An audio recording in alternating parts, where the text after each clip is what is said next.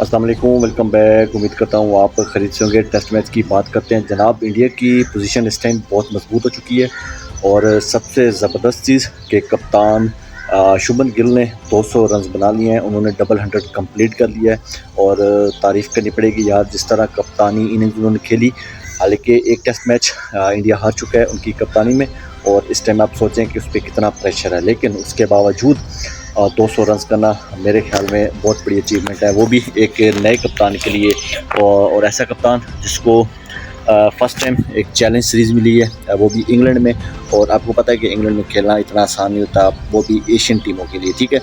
तो इस लिहाज से तारीफ़ करनी पड़ेगी शुभमन गिल की। 472 कर लिए हैं इंडिया ने इस टाइम 6 विकेटों के नुकसान पे, ठीक है। और इस टाइम इंडिया की जो पोजीशन है वो काफ़ी मजबूत हो चुकी है।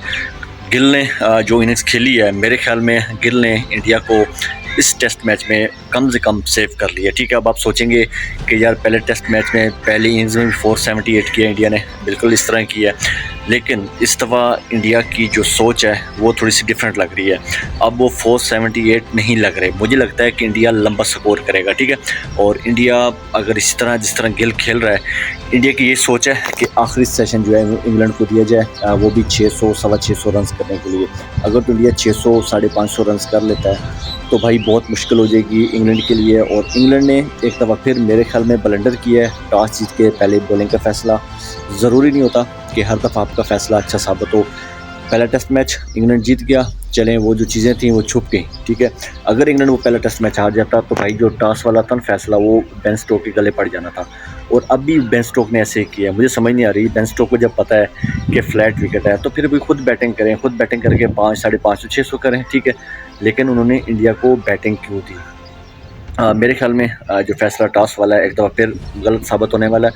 खैर अभी काफ़ी दिन पड़े हैं, आज दूसरा दिन है, तो हम खैर अभी पहले से प्रेडिक्ट नहीं कर सकते कि इंग्लैंड ने गलत फैसला किया या नहीं किया। बहरहाल इंडिया की मैं बात बता दूं, इंडिया इस टाइम काफ़ी मजबूत है और गिल भी जो है, गिल ने भी ज़बरदस्त डबल सेंचुरी लगाई, ठीक है, बगैर किसी चांस के। एक दो दफ़ा उनको चांस मिले थे, लेकिन वो एक तो एलबी की अपील हुई थी, उस पर इनसाइड एज लग गया था बल्ले के साथ, जिस पे इंग्लैंड को रिव्यू लेना पड़ा, लेकिन वो रिव्यू इंग्लैंड का ज़ाया हो गया। उसके बावजूद मेरे ख्याल में तो गिल ने बड़ी साफ इनिंग्स खेली। 205 पे 204 पे सॉरी, इंडिया के 5 खिलाड़ी आउट हो गए थे, मतलब आधी टीम इंडिया की आउट हो चुकी थी। लेकिन तारीफ़ उसके साथ साथ करनी पड़ेगी जडेजा की भी, ठीक है। जिस तरह जडेजा ने इनिंग्स खेली, लेकिन बैड लक कि वो अपना 100 कंप्लीट नहीं कर सके।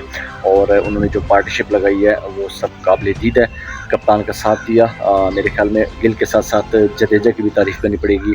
अगर इंडिया इस टाइम मजबूत पोजीशन पे है तो 2 बंदों की वजह से है, ठीक है। एक फर्स्ट गिल और सेकंड जडेजा, ठीक है। उसके बाद जायसवाल ने भी अच्छी इनिंग्स खेली, 87 उन्होंने भी किया था। लेकिन फ़िलहाल गिल अभी विकेट पे मौजूद है और उनके जो इरादे हैं वो मुझे बहुत ख़तरनाक लग रहे हैं। और जिस तरह वो खेल रहे हैं, अगर इसी तरह वो खेलते रहे तो भाई साहब इंग्लैंड के लिए बहुत मुश्किल पेश आ सकती है। इंग्लैंड को जल्दी से जल्दी आउट करना पड़ेगा। पहला सेशन इंग्लैंड का वेस्ट गया, सिर्फ एक खिलाड़ी आउट हुआ, वो भी जडेजा, ठीक है। और इंग्लैंड के बॉलर जो हैं भाई, इन बॉलरों से इंडिया के बैट्समैन नहीं आउट होने वाले। और मेरे ख्याल में कहीं ना कहीं जोफा आर्चर की कमी महसूस कर रहे होंगे बेन स्टोक। जोफा आर्चर को खिलाना चाहिए था, लेकिन अगर दूसरी दफ़ा सोचें, तस्वीर का दूसरा रुख देखें, क्योंकि फ्लैट विकेट है और इस फ्लैट विकेट पे जाफर आर्चर की बड़ी अच्छी बात वापसी हुई है टेस्ट सीरीज़ में। तो इंग्लैंड रिस्क नहीं लेना चाहता इन विकेटों पे जाफर आर्चर से ज़ोर लगवा के, ठीक है। क्योंकि फास्ट बॉलर के लिए आपको पता है कि इंजरी का भी डर होता है, और ख़ास तौर पे ऐसा फास्ट बॉलर जो इंजरी से ही वापस आया हो, ठीक है। तो इस लिहाज से जाफर आर्चर को नहीं खिलाया गया, लेकिन कमी ज़रूर महसूस कर रहे होंगे इंग्लैंड वाले कि शायद हो सकता है खिला देते। लेकिन बहरहाल बाकी जो बॉलर हैं उन्होंने काफ़ी मायूस किया।